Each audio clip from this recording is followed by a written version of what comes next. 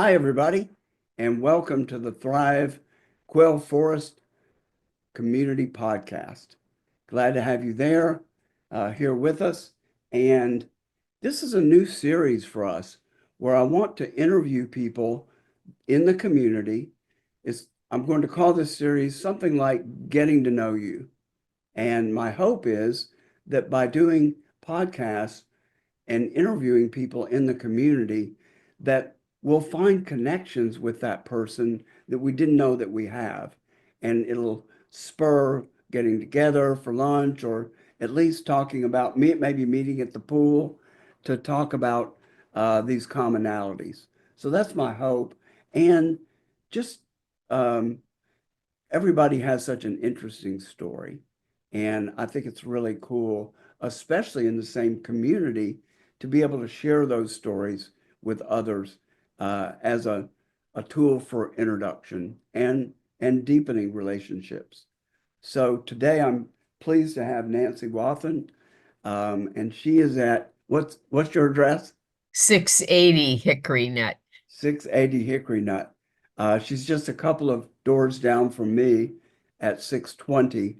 And I sort of feel like we're like this, and I would feel this way, that we're at the center of Quail Forest.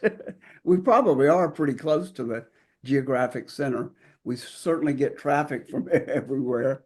Um, so Nancy was the very first person that I met when I moved to Quail Forest. And what a great first person to meet in this neighborhood. Um, so I'm looking forward. She's got such a varied background, professionally, interests. So I'm really looking forward to interviewing you. And thanks for being the inaugural guest on the Thrive Quail Forest Getting to Know You podcast. Thanks, Mike.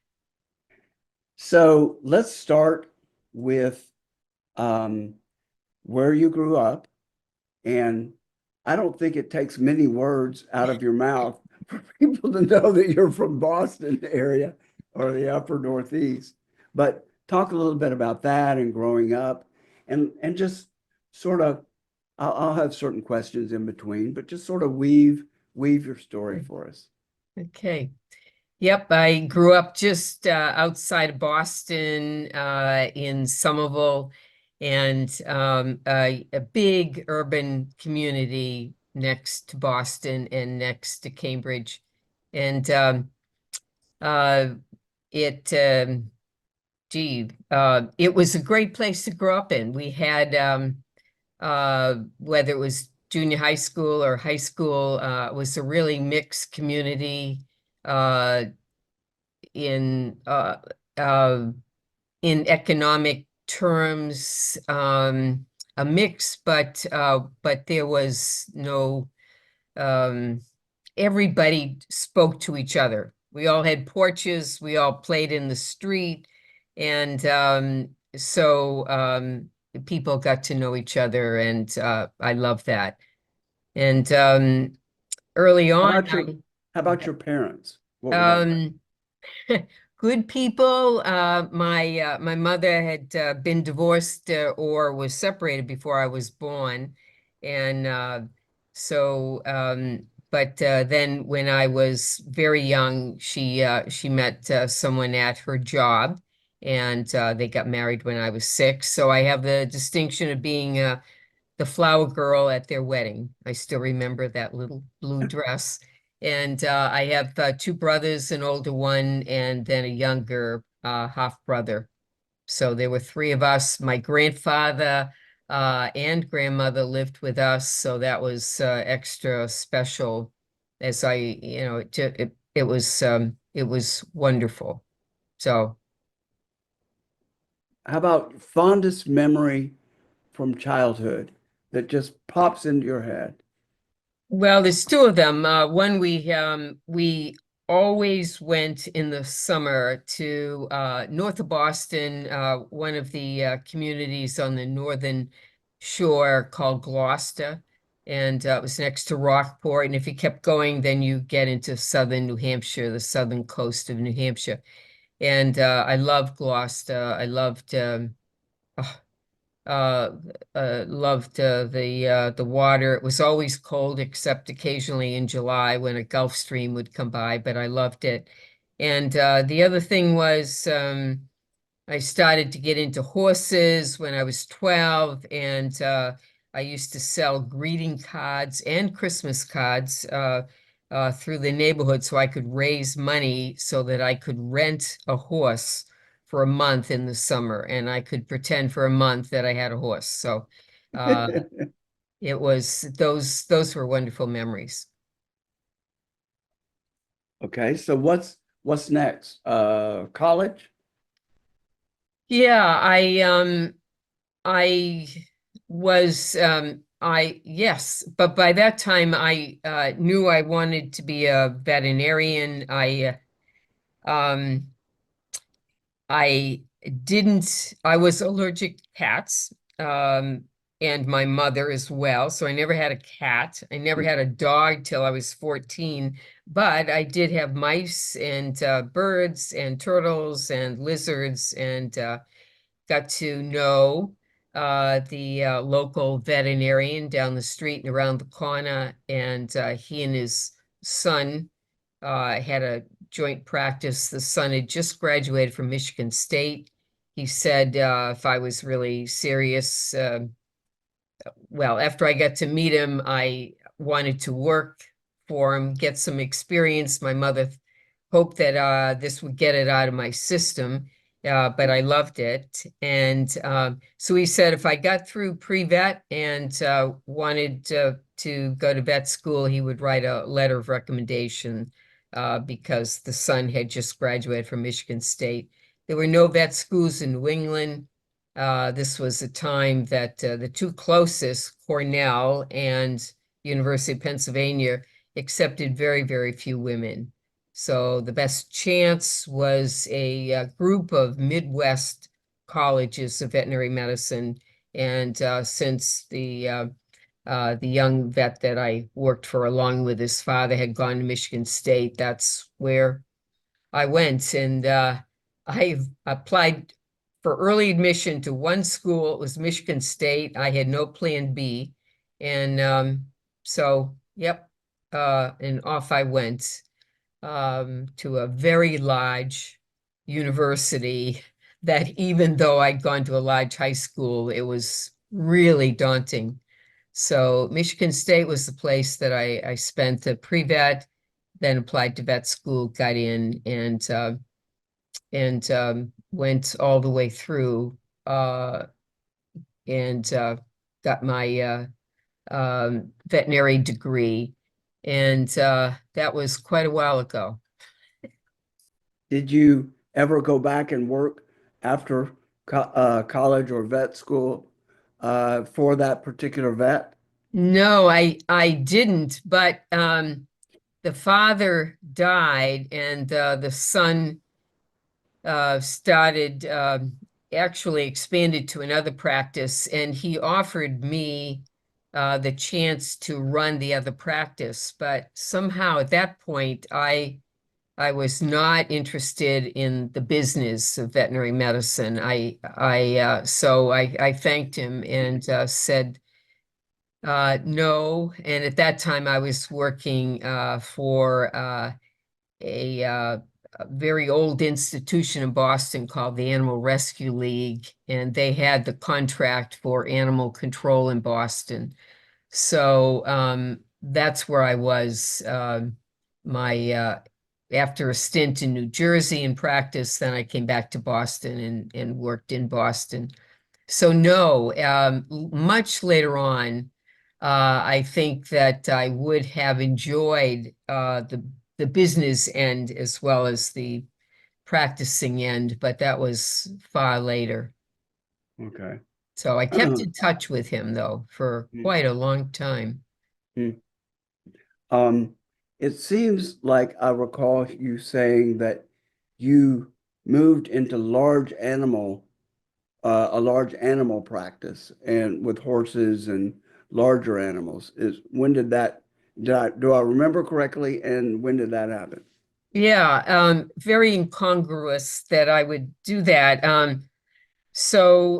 After 7 years in practice, I'd gone on a vacation to Puerto Rico and fell in love with Puerto Rico and came back to Boston, cold as always, icy, snowy, and on and started to apply for jobs in Puerto Rico. And the jobs that were most available was working with the federal government, the U.S. Department of Agriculture. We had a number of livestock programs down in Puerto Rico as well as throughout the country. And the big thing was a dairy disease called brucellosis. It also affects pigs and people, but it was working to try to wipe it out in Puerto Rico um, that I took a real career turn and hardly remembered anything of large animal medicine, but it was really getting it was it was one of my favorite adventures was the 2.5 years I spent in Puerto Rico. So going from uh, Boston urban to Puerto Rico, where there would be cows just tied up at a traffic sign in downtown Arecibo, and you would wake into hearing a rooster crow in the morning. That was quite a departure, and I thought initially I'd made a very great mistake, but ended up just loving it. Cool. Let's intersperse the work with personal interest in things so that we're not just staying with work throughout, or not throughout, but continuous. Um, how about favorite cities on earth for you? Well, Boston, from 1st of July to mid-August, it has wonderful weather. But so Boston, it's a great city. Washington, D.C., where I lived for such a number of years later on. And I, I, you know, I love cities. So that is my that I feel familiar in cities, and it's only been later on that I opportunities like Puerto Rico or living in this area here where I have more of a feel for smaller places. But I'll stick with the large eastern cities, DC, New York, and Boston. Any international cities that have your heart? Uh, there's none that I haven't liked, but yeah, Paris and London are really so special. Yeah, for The different architecture reasons. in London really surprised me at how beautiful it was. A lot of the white buildings downtown. I don't know, the architecture, and it's not necessarily known for architecture, but I just thought it was just a beautiful city. So, how about participatory sports? Were you ever active in sports yourself? No, I wish I had come along 20 years later, even 10 years later, as far as the emphasis on sports for women. No, I really uh Uh, it was really, if anything, it would be swimming and doing things like snorkeling, some rowing. I like to do that, but tennis and volleyball, things like that. No, I never really got into. Um, so I think I've learned, that was one of the things I think I've learned along the way is to just that being more physically active is not only important for us, but it feels good. It feels like another dimension of ourselves that it's good to use your body for fun. So, Last personal get to know you question before we go back to work. Uh, Topics. Um, what about the arts? Usually, I think for most people, certain uh, types of art really appeals and resonates, and certain ones leave us cold. I don't think I've met anybody that just is passionate about all of them, all the forms. So, uh, which art form appeals the most to you? impressionistic art. I love it. It just feels and looks so beautiful and keeps my eye. When in Paris, that was my favorite museum too, the Impressionistic Museum. That used to be a train station. And but yeah, I think what you learn along the way is that the more you know about something, the more you come to appreciate it. So I'm a late comer to abstract art, but I understand it a little bit more. And the wonderful thing about art is that it's endless in the ways that people can express themselves and what they see around them. But impressionistic art is right at the number one. And what about um, dance, theater, Mm, musicals, uh, anything other than visual art that really grabs you? mm. Music is just an essential part of my life, and I can't imagine any culture that doesn't let people find joy in music. And I love music. I love dancing, and the problem is that I'm going to have to be reincarnated to be able to sing, dance, and act. But I'm looking forward to when that happens because I'm passionate as a observer. Uh, okay, let's go back to career. And I think we left you in Puerto Rico. Maybe you went a step beyond that. I know you spent a lot of time in DC. Take us to the next journey work-wise. Well, before I left Boston for Puerto Rico, I had actually considered another career, and that was psychology. Uh, I So anyhow, I pursued a master's in community mental health counseling at a university in Boston at night. And when I got the degree, I didn't quite know what to do with it. And so I thought I'd think about that while I was in Puerto Rico. And I thought I applied to graduate programs while I was in Puerto Rico, uh, and got accepted to a program at Boston University, and then didn't go. Um, I was offered a job back in the DC area in working on animal welfare issues, which the Animal Welfare Act put that program in our agency within USDA.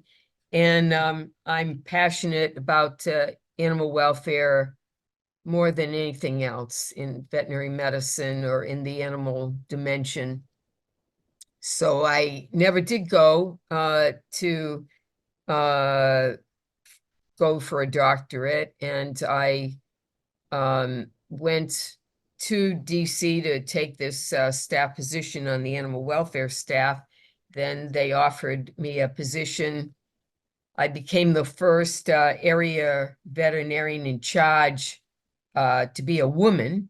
And I had the area of Maryland, Delaware, and DC. So any federal animal health, not just animal welfare, but any uh, federal animal health programs that had to do with that in that area were mine to coordinate and to handle. And I love that. I interfaced with the veterinarians, state veterinarians in Maryland and Delaware, and got the last helped to get the last slaughter plant, which is poultry plant, closed in DC. You wouldn't believe that there was one, but there was. And I had a wonderful 12-year federal career, spent the first 2.5 years in Puerto Rico, the rest of it in the DC area. And I met wonderful people in FDA, in CDC, and as well as within my own agency. And so I rank my time in the federal government as just um, significant and really worthwhile, and really taught me so much. So and then I uh, fell in love. That's why I left the federal government, because I knew I was going to get transferred before too long, and so that's another phase. So So you and Jean, did you move down here, or did you? yeah, Seems like you maybe spent more time in DC or something. What was yeah, your early life like? yeah. We met on an early dating app that very soon afterwards went kaput, but that's how we met. And so yeah, Jean and I met. We got engaged in Hong Kong. I was going to meet a federal veterinarian there, a friend of mine, and Jean said, well, I'd love to come too. And so we went to Hong Kong, and while there, got engaged, and then came back. But he'd been born and raised for the most of his life in DC, and we stayed there. And so our son was born uh, about 2 years later. And so I didn't want to leave DC. And so left the federal government and did a number of things. I worked for uh, the um, the National Academy of Sciences, had a board on agriculture. I worked there for a year. I did some animal control work in the suburban Maryland area. And then I went back into practice, which meant I had to go and get licenses again. And so take federal boards again, do the state boards again, and that was another phase. So that's what I've done for the last 20 years or so. And we raised Chris in DC, but when he went to college in South Carolina and was in his senior year, we had already bought this place from Jean's father in Quail Forest, and we rented it out for a few years, but then took the plunge and moved here in 2009. Okay. You know, you and Jean seem to be really different personalities, interests, all that. What drew y'all together? And then, yeah, what was the common denominator then? And then how well did you deal with the differences? When I moved to the area just a couple of years ago, um, the obvious was the political differences. But anyway, what did you connect on, and how did you deal with the differences of interests and politics and all that? Mm. A challenge, a real challenge.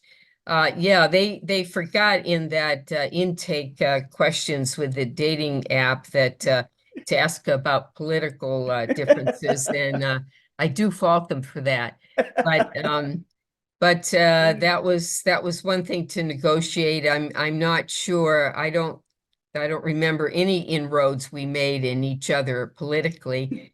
But it was he had marvelous eyes, and he had a kind spirit. And I found out, of course, right away before I dated him that he liked animals, because that would have been a deal breaker. And he had bred Siamese cats with an old girlfriend, and he liked wine, and that seemed like a plus. And Yeah. we had he was a person I could be with. I could be, we were comfortable spirits together. Uh, but we came from very different places, and there was, I, it was, uh, so communication is always the name of the game. And that was what we worked on as best we could.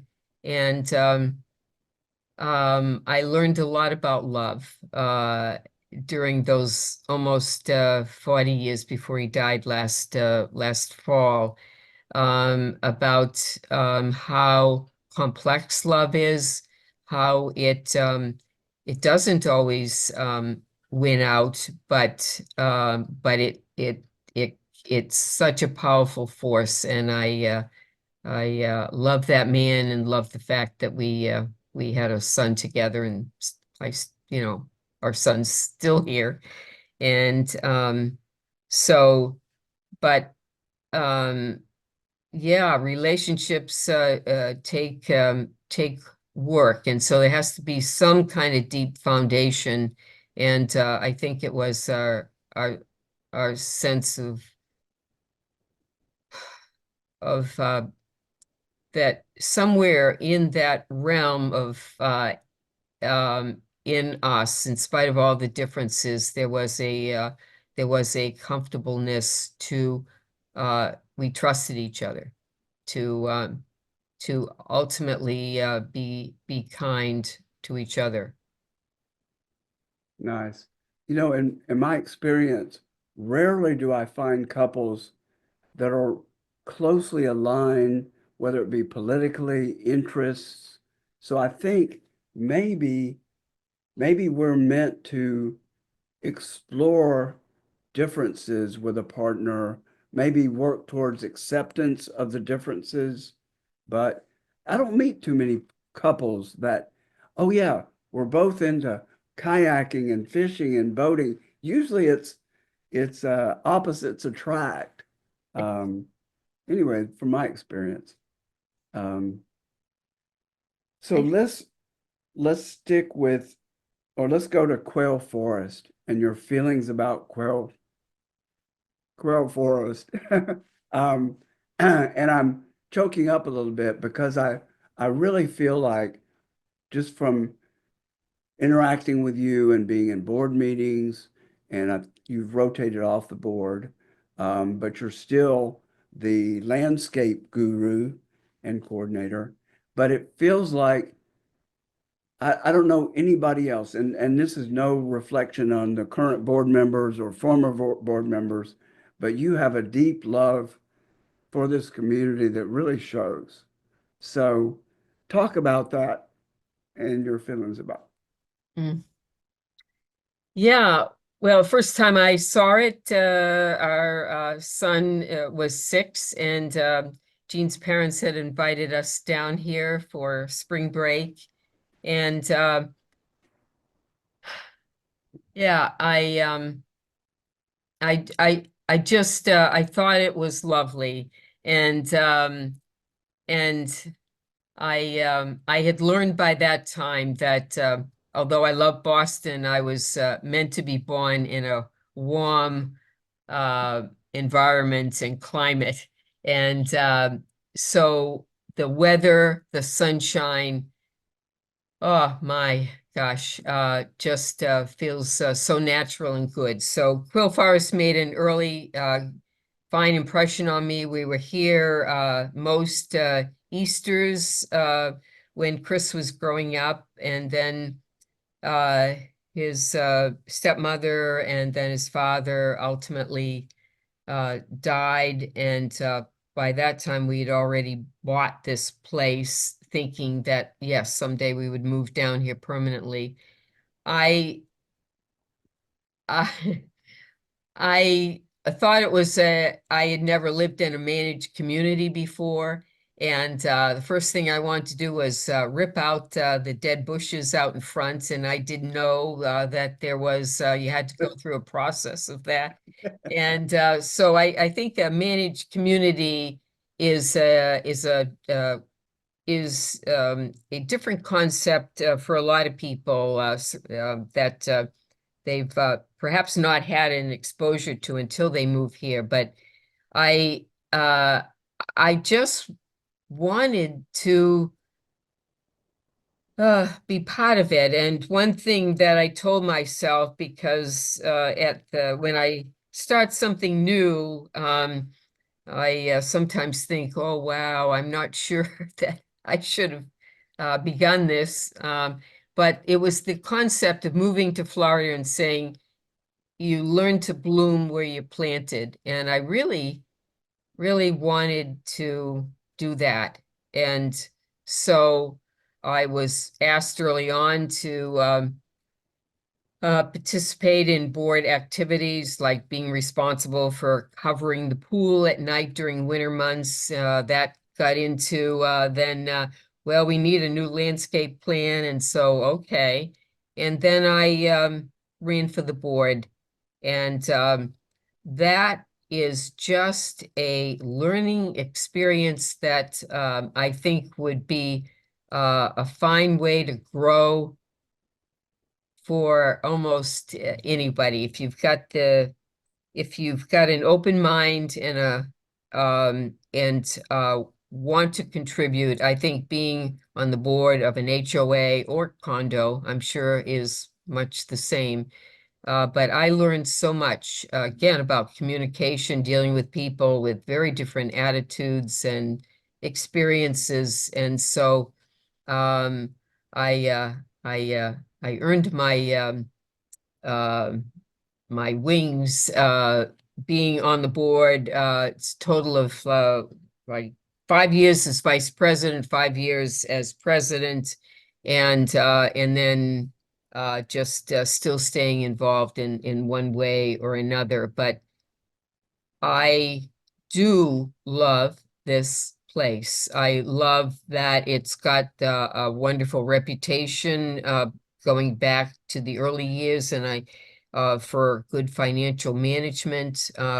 We uh, we have looked attractive to scores of physically attractive. The landscaping we've looked appealing to scores of potential homeowners and those who bought in here and those who've rented here. And the idea of community is one, the older I get, the more I buy into that community is what all of this is about, that we're a social species, we need each other even when we don't know it.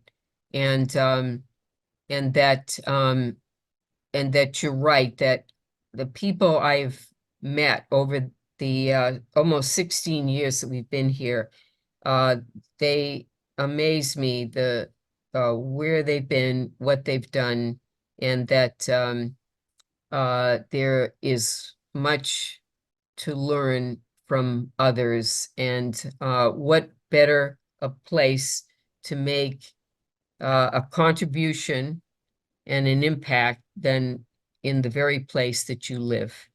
And so, yeah, I'm pretty passionate about that.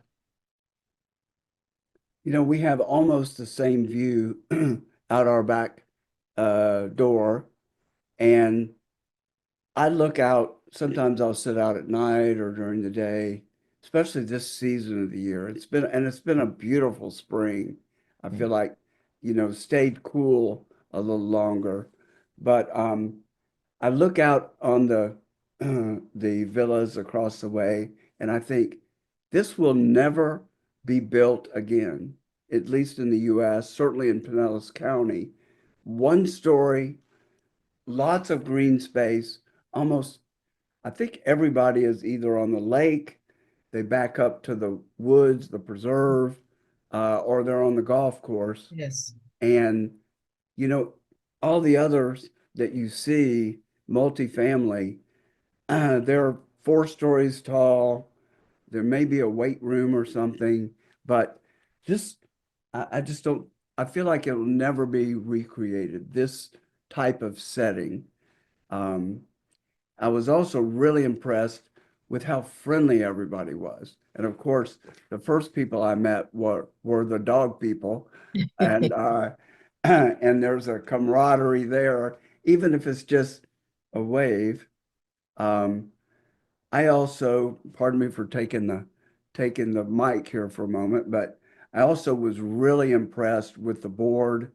Um, and continue to be the financial responsibility Mhm. that's gone on over the years to have such reserves built up in every needed area. And if the board finds an area that hasn't been that needs reserves and hasn't had them, they build those up.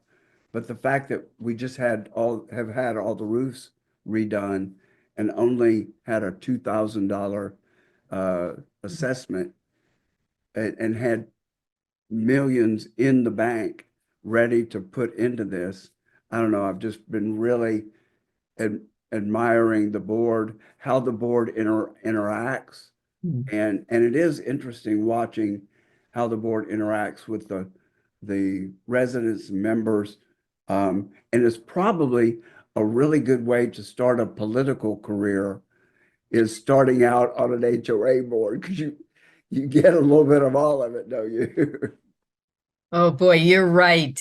Yeah, it really is. You see everything here that occurs internationally. The same pushes to do something and the same pullbacks, and so yeah, we're in the end, it's always the human beings that bring the same characteristics to any discussion. And yeah, local politics. Yeah, it's fascinating if you to look in on. And you're right. I've been impressed too. Everybody does stand on the shoulders of others. And like the new change this year about setting aside money for hurricane cleanup that we had spent so much money on last year that we had to take away from operating funds, and money that had already been some money that had already been promised for other things. And so yes, there needs to be flexibility, and and the agreements, board members don't have to agree with each other, and they certainly don't so often, but they have to have that common desire to do what's best for the community, and they have stepped up. So yes, um I I really respect those that I've known over the years on the board. And the board seems to relate so well to each other. Um, I'm sure they have some private meetings where it might get a little bit heated, but I don't get that impression. And then the fact that there's always something. Rosanna Dana used to say, there's always something.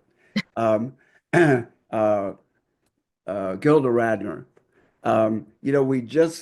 We're about to get finished with the roofs. Well, we've got the carports. And then somebody brings up, what about the soffits? Yeah. And the place has obviously been repainted recently. We got, and I'm sure the board feels like, you know, we got everything under control now, and we Yeah. got plenty of room to do the repaving. And then somebody mentions the soffits, and I saw everybody thinking like, yep, they've They were repainted. They were painted over Yeah. probably a dozen times. And is it is it a roof project? Is it a exterior painting project? Where does that fall? So there's always something, isn't it? But There's everybody, no boredom whatsoever. but the community, the people are all so friendly. And Yeah. maybe I just, I'm just biased because this is what I've experienced. But I can't imagine. We did live in another community in East Lake, um, and it was okay, but uh, just feel this place just really feels special Mm. to me. And the animals do help, you're right, because animal people, if they're walking dogs, so the cats really need to stay in the house, except on a leash. But it's a chance to catch people at various times during the day uh, or evening. There are even a few of us, well, a couple of us out at midnight, and but usually earlier than that. But yeah, you've got to have, or it helps. It helps to have something to make that initial contact. Animals serve wonderfully in that regard, and I think that that one thing that people appreciate, that we are a pet-friendly community that calls on those animal owners to abide by certain rules, but to be pet-friendly, I think makes the whole community look friendlier and gives open access to meeting neighbors. So, Mhm. Before we leave Quail Forest, let me just thank you and commend you for the work that you do with the landscaping. Every when a tree falls, it doesn't stay down very long, even during the hurricane. And there's always replanting going on. I see that some of the shrubs at the front or the back of the house, I see the front, are being replaced on a regular basis mm. with a different variety. It looks like some of these, like out in front of my place, have been here maybe since the beginning of the of the subdivision, the community. Um, but you're always replenishing, and the landscapers do a really good job. Um, it seems like there are fewer of them now since the immigration issue. Looks like we're dealing with like two or maybe three that do all of it that 12 would come in here and do. Oh my, I have not thought about that. And yeah, yeah, we've had such a long and cordial relationship with Design Landscape, and it really helps to have vendors that you've worked with and you're comfortable with, you communicate with, and golly, so I'll have to pay attention to that. These are tough times for so many people. And they seem to get it all done Mm, within that one day. mm, So it's amazing that a third of the people that used to do it, I guess, yeah. Anyway, mm. so take us forward any more than on the career side. Well, my husband got nearly died from what seemed like a benign form of pneumonia, if there is one, back in 2000, late 2012 and 2013. I didn't know if he would live. And so that began a series, well, the intervening years of chronic health issues, especially lungs, but then a general decline. And so I, I'd been working part-time. I stopped about 8 years ago, 7 years ago. And then last year, I last year, 2024 was a difficult year. Jean was getting much worse. And so I went back to work. I luckily had very carefully kept my veterinary license and went back to work part-time.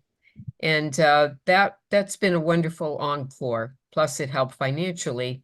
And now I'm going to end that at the end of May and return to retirement.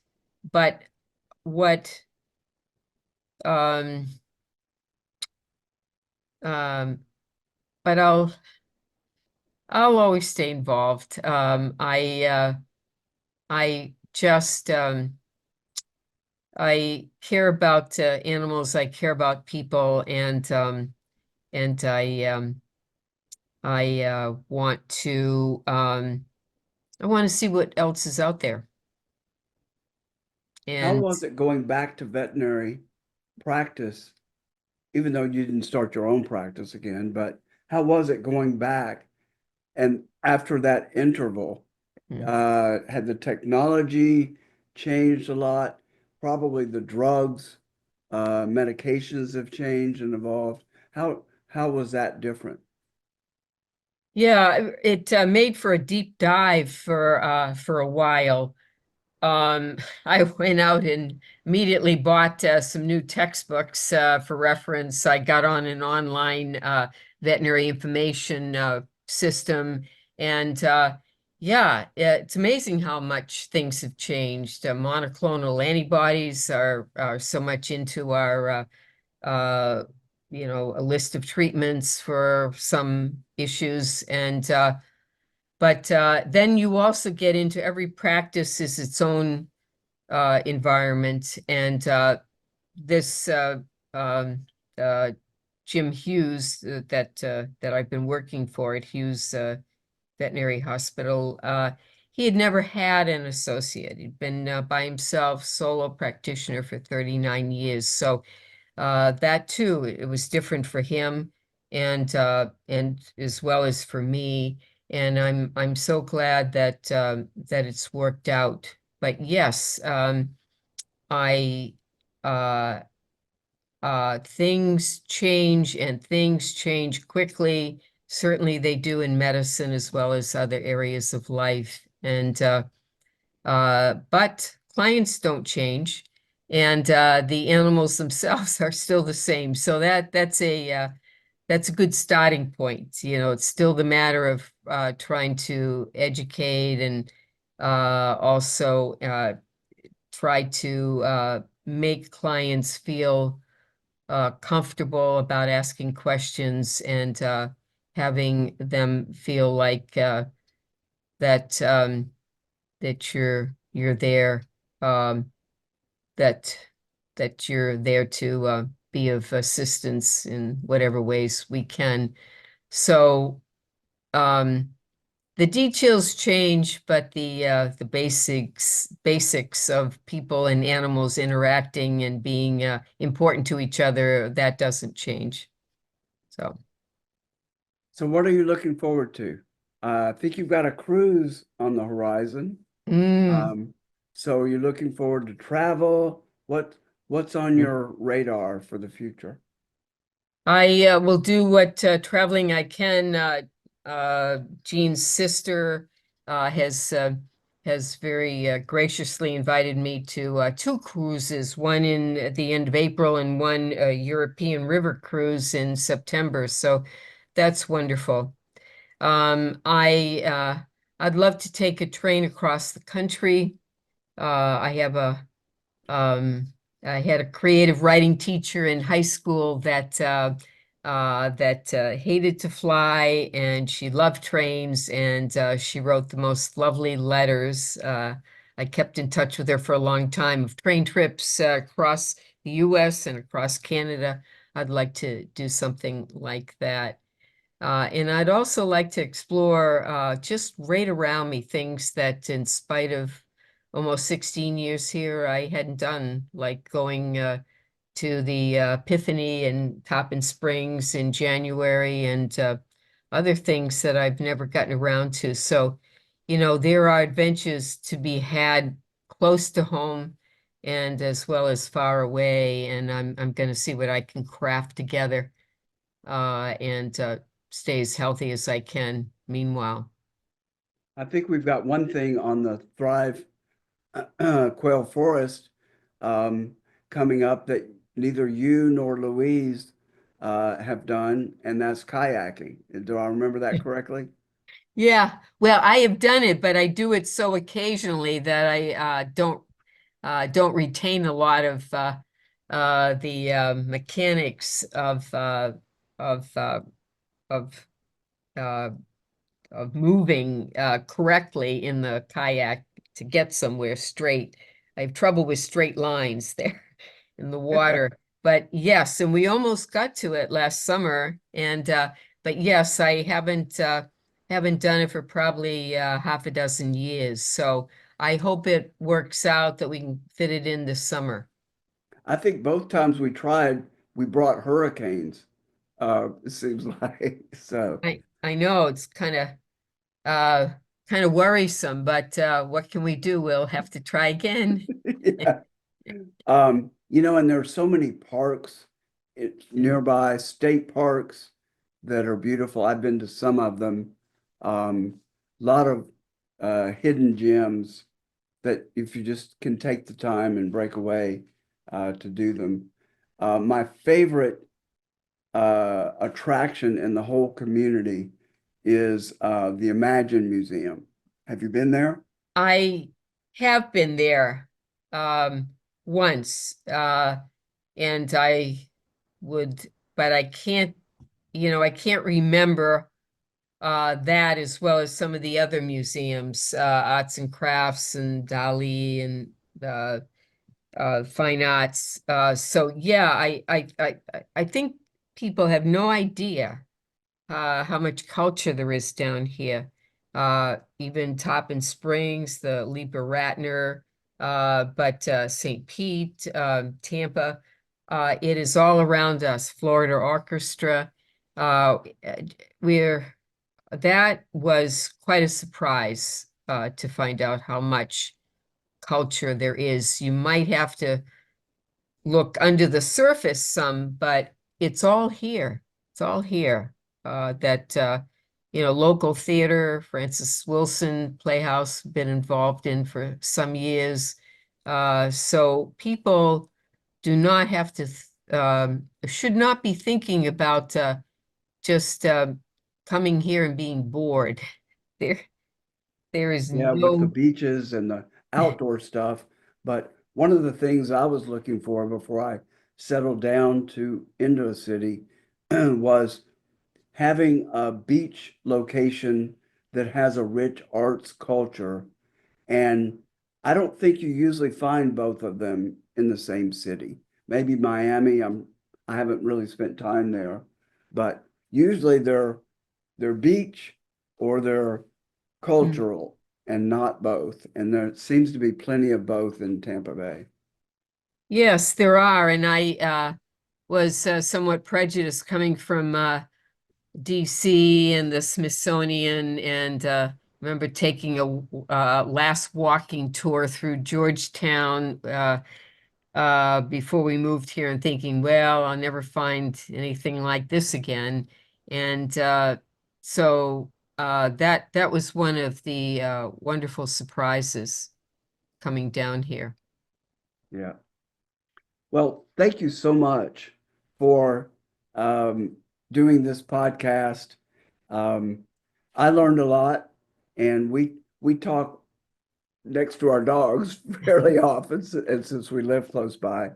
But I hope others have learned something about you that they didn't know, and maybe would be an incentive to get together for coffee or out down at the pool, meet at the pool.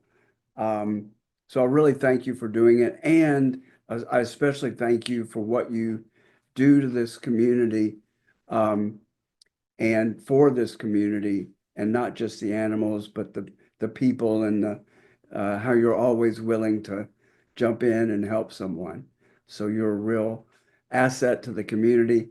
And probably the best first person I could have met when I moved here. You're also a great resource for a lot of different things. So thank you for that. Thanks for the podcast. Thanks to all of you for tuning in. We're going to put these interviews in the Thrive Quail Forest newsletter that goes out. If you're not on in that newsletter email group, please go to our website, thrivequailforest.org, and just put your name and email address and phone, and we'll be sure to notify you. We're doing an event of some sort almost every month, and you'll be on that email list, so you can find out about them. We're about to start a restaurant series. What are we calling it? We're just having our first one at an Indian restaurant, an Indian buffet, one of the few Indian buffets around, and kayaking. We're planning a progressive picnic for 4th of July, maybe one of the weekends on either end, but maybe 4th of July itself. And Nancy's agreed to participate in that. Oh, and we've had some wonderful events at your house. One with a wine tasting, a blind wine tasting, where we didn't know what we were drinking, and Ann had an artist, a local artist, come and display some of his work. A great holiday party during Christmas time. So we've got lots of things planned, and so and we're doing a variety of different things. So something is bound to interest you. Bowling night, or if you're a foodie and like to eat out, and we're going to do different sorts of restaurants, international restaurants, but we're also going to do some favorites, probably Cracker Barrel. This one of the next ones is Duff's Buffet, and I've been surprised at how many people are not familiar with that. It's over in Clearwater, countryside area, and Hmm. it's great home cooking, maybe $16 a person with a drink, um, and some good home cooked vegetables. I find that I miss those vegetables sometimes. Um, so anyway, check us out online, Thrive Co-Living, no, thrivequailforest.org. Sign up for our email list. And also, last thing, if you know of people who would be great to interview, like Nancy, that you think people in the community need to know more. And we've got people that have done really interesting things or still doing interesting things, or people that have a passion for something in particular. I'd love to interview them. So have them contact me, maybe through the website or my Thrive website. Email address is mark@thrivecolivingcommunities.org, or catch me out with Duncan as we're out walking. So if you like the podcast, please subscribe to it. It'll be on YouTube and on our website. Subscribe, like it, and click that notification bell, and then the algorithm will make sure that you get to see the next ones. So thanks again, Nancy. Thanks to all of you in the community, and we'll see you next time.